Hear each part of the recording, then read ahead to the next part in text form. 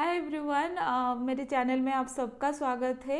तो आज इस वीडियो में मैं आपको बताने वाली हूँ होम्योपैथिक मेडिसिन्स को सिलेक्शन करने के बाद होम्योपैथिक मेडिसिन्स का पोटेंसी या पावर हम जिसको बोलते हैं, डोजेस या होम्योपैथिकली जिसको पोसोलॉजी बोलते हैं, हम कैसे सिलेक्ट कर सकते हैं, पोटेंसी को कैसे इजीली हम सिलेक्ट करें। जनरली क्या होता है कि होम्योपैथिक मेडिसिन के सिलेक्शन के बाद पोटेंसी सिलेक्शन का बारी आता है, तो हम समटाइम्स कंफ्यूज हो जाते हैं कि कैसे हम पोटेंसी को सिलेक्शन करें, कौन से डिजीज़ में कौन से पोटेंसी हम यूज़ करें, कौन से किस पेशेंट को कौन से पावर में कौन से पोटेंसी में हम मेडिसिन को दें।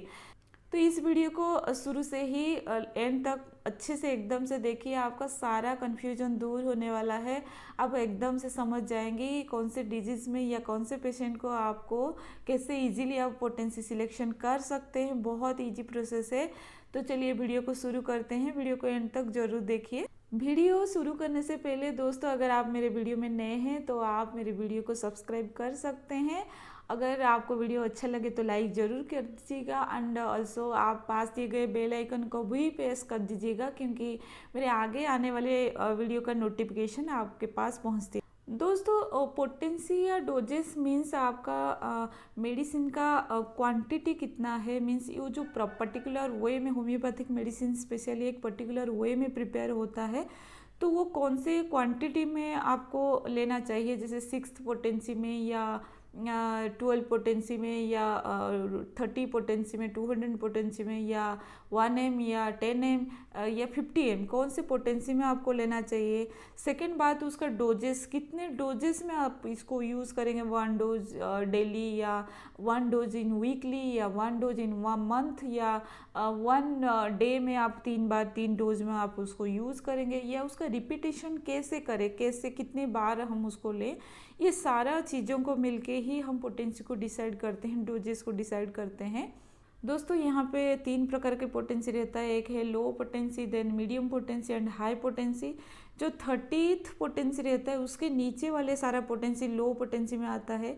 देन 200 एंड 1M जो होता है वो होता है मीडियम पोटेंसी, एंड 1M के ऊपर वाले जो पोटेंसी है जैसे 10M 50M ये सब हाई पोटेंसी में जाता है। तो मेडिसिन के सिलेक्शन करने के बाद नेक्स्ट स्टेप ही आ जाता है कि पोटेंसी सिलेक्शन का। हम पोटेंसी, लेकिन हम किस बेसिस पे पोटेंसी सिलेक्शन करें, कौन से चीज़ों को ध्यान में रखते हुए हम पोटेंसी का सिलेक्शन करेंगे, ये आगे डिस्कस करने वाले हैं हम।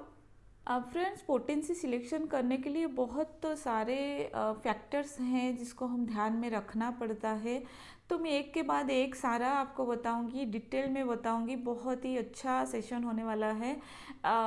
फर्स्ट हम डिजीज़ के हिसाब से पोटेंसी डिसाइड अगर हम करेंगे, तो जैसे कि अगर हमारा ऑर्गेनिक लेवल पे, हमारा ऑर्गन्स के लेवल पे अगर हमारा डिफेक्ट हुआ है तो हम उसको लो पोटेंसी में मेडिसिन्स को प्रेस्क्राइब करेंगे। ऑर्गेनिक डिजीज़ मीन्स जैसे कि हमारा टिश्यू लेवल पे, सेलुलर लेवल पे अगर हमारा डिजीज़ क्रिएट हुआ है, जैसे कि ब्लड रिलेटेड डिजीज़ हो गया, रिमाटॉइड आर्थराइटिस हो गया, या एथेरोस्क्लेरोसिस डिपॉजिट हार्ट में हो गया, या कोई भी प्रकार का इन्फेक्शंस हो रहा है, तो उस सारा डिजीज़ को हम लो पोटेंसी में प्रेस्क्राइब करेंगे। नेक्स्ट आता है, अगर हमारा फंक्शनल लेवल पे कोई डिजीज़ क्रिएट हुआ है, जैसे कि जीआई फंक्शन में कोई डिस्टर्बेंसेस हुआ है, या नर्व के फंक्शन में कोई डिस्टर्बेंसेस हुआ है, तो हम उसको मीडियम पोटेंसी में सिलेक्शन करेंगे मेडिसिन्स। नेक्स्ट, अगर मेंटल लेवल पे जैसे मेंटल डिस्टर्बेंसेस कुछ हुआ है तो हम उसको हाई पोटेंसी में प्रिस्क्राइब करेंगे। मेंटल डिस्टर्बेंसेस मीन्स जैसे एंग्जाइटी या डिप्रेशन फीलिंग होना, कोई भी अगर आपको मेंटल लेवल में कोई भी प्रॉब्लम्स आते हैं तो हम हाई पोटेंसी में मेडिसिन्स को प्रिस्क्राइब करेंगे। नेक्स्ट है, कौन से फैक्टर है जो रिस्पॉन्सिबल होते हैं, जिम्मेदार होते हैं पोटेंसी सिलेक्शन के लिए।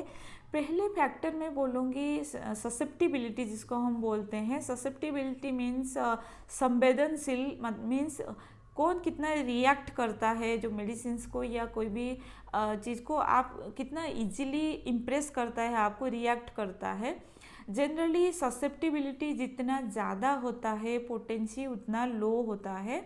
जितना पेशेंट जितना ससेप्टिबल है, जितना रिएक्टेबल है, जितना संवेदनशील है, पोटेंसी उसके हिसाब से कम हो जाता है। जैसे चाइल्ड के केसेस में ज़्यादा ससेप्टिबल होते हैं, चाइल्ड जनरली ज़्यादा संवेदनशील रहते हैं, और उसके बाद जब एज बढ़ता जाता है तब ससेप्टिबिलिटी धीरे धीरे कम होता जाता है। स्पेशली अडल्ट के केसेस में ससेप्टिबिलिटी कम होता जाता है।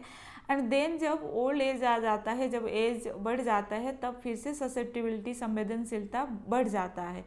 तो चाइल्ड एंड ओल्ड एज के केसेस में ससेप्टिबिलिटी ज़्यादा है एंड पोटेंसी लो है, एंड अडल्ट के केसेस में ससेप्टिबिलिटी कम है एंड पोटेंसी आप medium to high potency use कर सकते हैं। तो इसके हिसाब से हम स्पेशली हाई पोटेंसी किसको देंगे ना, जो लोग सेंसिटिव पेशेंट है, जो इजीली रिएक्ट कर जाते हैं, एंड इंटेलेक्चुअल पेशेंट है, इजी टू रिएक्ट, बहुत ही जल्दी वो लोग कोई भी मेडिसिन को रिएक्ट करते हैं, या जो इम्पल्सिव पेशेंट रहते हैं, जो इजीली गुस्सा हो जाते हैं, जो इम्पल्स उनका बहुत ज़्यादा रहता है, तो उनके केसेस में हम लोग हाई पोटेंसी यूज़ कर सकते हैं। एंड लो पोटेंसी जो स्लो रहते हैं, slow to react and doll type of patient रहते हैं, उनका मस्कुलर पावर तो बहुत ज़्यादा रहता है, लेकिन वो रिएक्ट करने के लिए उनको पावरफुल स्टिमुली की ज़रूरत होता है, एक पावर की ज़रूरत होता है, ज़्यादा पावर की ज़रूरत रहता है। तो उनको हम लो पोटेंसी में धीरे धीरे हम एक्साइट कर सकते हैं। नेक्स्ट मीडियम पोटेंसी हम किसको देंगे, अगर बहुत ही ओवर सेंसिटिव पेशेंट है, जो बहुत ही इजीली रिएक्ट कर लेते हैं, या जो एलर्जिक पेशेंट रहते हैं, जो इडियोसिंक्रेटिक पेशेंट रहते हैं, बहुत इजीली उनको एलर्जी हो जाते हैं, कोई भी चीज़ में इजीली एलर्जेटिक रहते हैं, तो उनके केसेस में हम मीडियम पोटेंसी का इस्तेमाल करेंगे। नेक्स्ट फैक्टर है हैबिट्स एंड एनवायरनमेंट। हैबिट्स के हिसाब से या हमारा जो बाहर की वातावरण के हिसाब से हम कैसे पोटेंसी सिलेक्शन के लिए हमें कैसे हेल्पफुल होगा। हम हाई पोटेंसी किसको देंगे, जैसे कि अगर कोई इंटेलेक्चुअल पर्सन है, जैसे कि उसका थिंक करने का या आइडिया उसके पास बहुत ज़्यादा रहता है, इंटेलेक्ट है वो अपने थिंकिंग में, या जो पर्सन स्पेशली सेडेंटरी लाइफ जीते हैं, जनरली मेंटल वर्क ज़्यादा करते हैं, ऑफिशियल वर्क ज़्यादा करते हैं एंड फिजिकल वर्क ज़्यादा करते हैं, उनको स्पेशली हाई पोटेंसी ज़्यादा यूज़फुल रहता है, हाई पोटेंसी उनके लिए ज़्यादा वर्क करता है।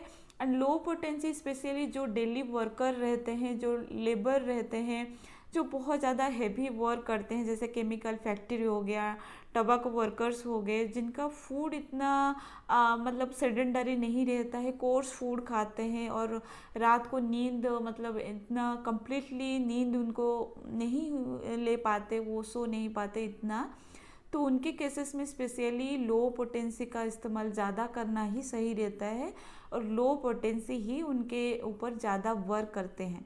फ्रेंड्स, उसके हिसाब से अगर कोई पर्सन बहुत दिन तक इन्फ्लुएंस में है, कोई ड्रग बहुत ज़्यादा दवाई खा रहा है, या कोई भी एनी टाइप ऑफ ड्रग के इन्फ्लुएंस में है, तो वो ड्रग का एंटीडोट करने के लिए हम हमेशा हाई पोटेंसी का इस्तेमाल ही करना चाहिए। तो फ्रेंड्स, हम नेचर ऑफ द डिजीज़ के हिसाब से कैसे डिजीज़ का नेचर को ध्यान में रखते हुए कैसे पोटेंसी को सिलेक्शन करेंगे, स्पेशली पैथोलॉजिकल सिम्टम्स को ध्यान में रखते हुए कैसे पोटेंसी सिलेक्शन करेंगे। जैसे कि हमारा अगर इंटरनल ऑर्गन अफेक्ट हुआ है, हमारा जो अंदर जो ऑर्गन जो डीप लेवल तक अगर सिम्टम्स गया है या डिजीज़ डीप लेवल तक इन्वॉल्व हुआ है, तो हमेशा हम लो या मटेरियल डोज में क्यू पोटेंसी में हम मेडिसिन को इस्तेमाल करना चाहिए। फ्रेंड्स, इन एक्यूट डिजीज़ में जैसे कि अभी रिसेंटली कोई सिम्टम्स जैसे कोई इन्फेक्शंस हो जाना, जैसे कोई वायरल डिजीज़ हो गया, वायरल फीवर हो गया, वायरल इन्फेक्शंस हो गया, तो उनके केसेस में हाई पोटेंसी का इस्तेमाल करना चाहिए। अगर कोई डिजीज़ में एक्यूट क्राइसिस हो रहा है, क्रॉनिक डिजीज़ में, आपका डिजीज़ क्रॉनिक है, पुरानी बीमारी है, लेकिन उसका जो सिम्टम्स अभी आ रहे हैं वो एक्यूटली आ रहे हैं, मतलब रिसेंटली वो सिम्टम्स डेवलप हो रहे हैं, जैसे कि रिमेटॉइड आर्थराइटिस आपको क्रॉनिक में है, लेकिन अभी उसका कुछ सिम्टम्स आपको दिखाई दे रहे हैं, पेन हो रहे हैं, तो वो केस में लो टू मीडियम पोटेंसी में आप मेडिसिन को पोटेंसी सिलेक्शन कर सकते हैं। लेकिन आपका क्रॉनिक डिजीज़ है, बट आपका कोई ऑर्गन उसमें इन्वॉल्व नहीं हुआ है, कोई ऑर्गेनिक डैमेज नहीं हुआ है, ऑर्गन की तरफ कोई सिम्टम्स आपको नहीं आया है, डिजीज का इन्वॉल्वमेंट इतना नहीं हुआ है, तो आप मेडिसिन को 200 पोटेंसी में इस्तेमाल कर सकते हैं। अगर ऑर्गेनिक इन्वॉल्वमेंट हो गया है, कोई पैथोलॉजिकल सिम्टम्स आपको डेवलपमेंट हो गया है, तो आप उसको लो पोटेंसी में, लो पावर में आप इस्तेमाल 30 या 30 से नीचे वाले पोटेंसी का इस्तेमाल आप कर सकते हैं। नेक्स्ट आता है मेंटल डिजीज़ में, हम माइंड रिलेटेड डिजीज़ में हम कौन से पोटेंसी का इस्तेमाल करेंगे हैं, जैसे कि anxiety, depression, OCD type of disease में हम स्पेशली कौन से कैसे पोटेंसी सिलेक्शन करें। स्पेशली मेंटल डिजीज़ में हाई पोटेंसी का इस्तेमाल किया जाता है, लेकिन अगर आपका क्रॉनिक टाइप ऑफ डिजीज़ है, बहुत ही पुरानी है, इनक्यूरेबल है, ठीक नहीं होने वाला डिजीज़ है, तो specially low and medium potency में मेडिसिन को इस्तेमाल करें। अगर आपको बहुत ही टर्मिनल स्टेज हो गया, लास्ट स्टेज हो गया आपका माइंड का सिम्टम्स का, तो हाई पोटेंसी का इस्तेमाल किया जा सकता है। मेडिसिन का हाई पोटेंसी में हम इस्तेमाल कर सकते हैं। अगर पेशेंट बहुत ज़्यादा मेडिसिन खा चुका है, बहुत हेक्टिक हो गया है, मेडिसिन का बहुत ज़्यादा मेडिसिन का इंटेक कर चुका है, तब उसको एंटीडोट करने के लिए, उसके असर को कम करने के लिए, जो गलत असर को कम करने के लिए हम हमेशा वेरी हाई पोटेंसी का इस्तेमाल करेंगे। तो सारा जो मेडिसिन प्रीवियसली इंटेक मेडिसिन का जो गलत असर है वो कट हो जाता है, एंटीडोट हो जाता है।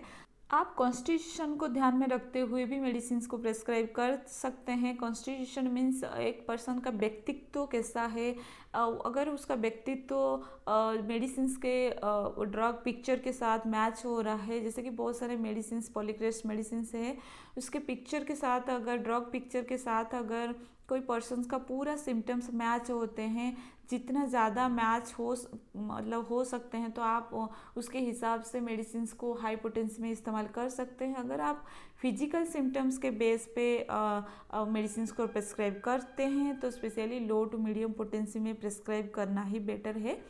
तो ये सब को ध्यान में रखते हुए आप बहुत ही इजीली पोटेंसी का सिलेक्शन कर सकते हैं बिना कोई कन्फ्यूजन में।